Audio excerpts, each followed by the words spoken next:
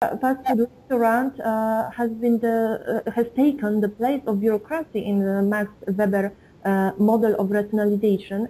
Are there any other models of patterns, that can replace McDonald's role in the process of rationalization? Or are there any new models of acting that could become a kind of competition to the McDonaldization? Of course, apart from Starbucks, you have described in the last edition of the Mcdonaldization of society. Yeah.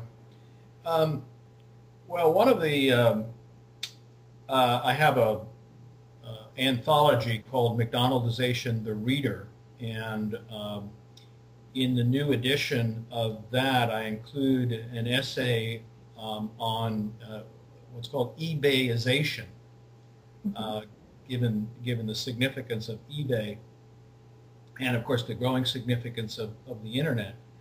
And what the authors of that article argue is that McDonaldization was really a model based in the material world, is a model based on the material world, but with the growth of the internet and the growth of the immaterial world, there may be other models. And what these authors argue is that eBayization is the model now, at least for the internet world.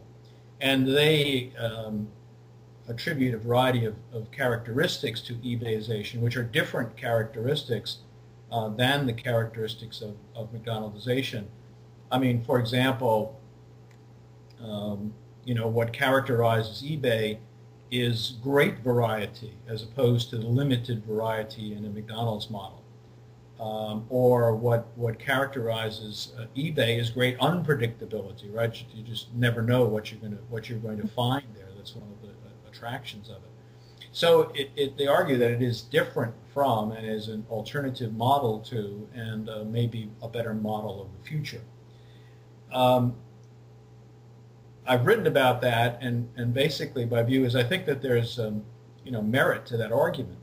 But what I argue is that beneath the surface of eBay, just as beneath the surface of Facebook, there's a highly McDonaldized, highly rationalized model. And so what we have is kind of a change on the surface in terms of eBay. But the underlying that is a structure which is highly McDonaldized. It has to be highly McDonaldized in order to operate the way it does, with so many people involved and so many products being involved. You have to have a highly McDonaldized model in order to sell all of those things. And tell me, please, is there a border or kind of a limit of McDonaldization? I remember that you have mentioned human robots. Is it a limit, or who is a human robot nowadays? Well, my view is that, as I said in the Mcdonaldization Society, my view is that what McDonaldized systems want to do is to progressively take human creativity out of work and to make workers more and more robot-like. And I think that process has continued. The goal for a long time has been to eventually replace human robots with mechanical robots. If you reduce people to extremely robotic kinds of actions, then you can replace those human beings with mechanical robots. We still have not seen that to any great degree, and but I think it's only a matter of time before there are robotic discoveries that will allow that to occur. It really becomes a question of technical efficiency and cost effectiveness. Is it more cost effective to use a mechanical robot than it is a human robot? And I think to this point in time, it's still more cost effective to use human robots than mechanical robots. But the question of limits of McDonaldization, it really comes back to our discussion before about McIdentity and sexuality, which seems to indicate that there are no limits in that sense to McDonaldization. I mean, there are a lot of kind of ways to talk about limits in terms of extent. One is geographic extent. Is there any global limits to McDonaldization? Probably not. The issue of the Muslim world, for example, would raise the issue that there are going to be kind of highly religious pockets that might be resistant to McDonaldization, but the surroundings will be McDonaldized. Probably the greatest limit from a global point of view is poverty.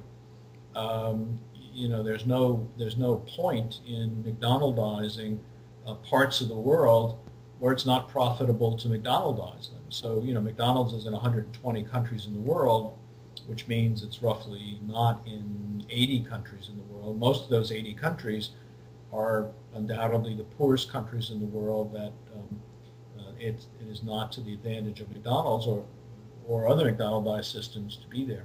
So, when there is profits to be made in these less developed countries, McDonald's and other McDonaldized systems will go there.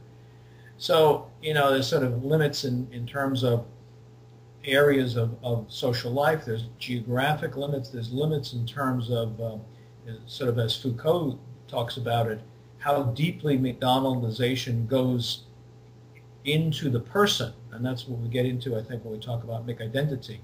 What are the limits to McDonaldization and McDonaldizing us as people? In the end, I think there are, the evidence is that there are few, if any, limits to McDonaldization in any of those dimensions. And I think you have to talk about limits in all of those ways and probably other ways as well. I'm wondering if human relations aren't kind of border, like motherhood, brotherhood maybe, family life? Well, there's in that a book I mentioned to you, Mcdonaldization, the Reader, the third edition, there's an essay on the Mcdonaldization of the family in there. Even family? Of the Mcdonaldization of the family. So, I tend to agree that the more human the relationship, the more difficult it is to McDonaldize it. But I think the evidence is that that there's nothing that is immune to this, and the more we spend our lives in McDonaldized systems, operating on the basis of the principles of McDonaldization, the more they're going to find their way into human relationships, which are not part of those systems. And so basically the mechanical, I guess I would put it this way, the mechanical techniques that we use to function in McDonaldized systems are likely to increasingly become the mechanical techniques that we use in our human relationships.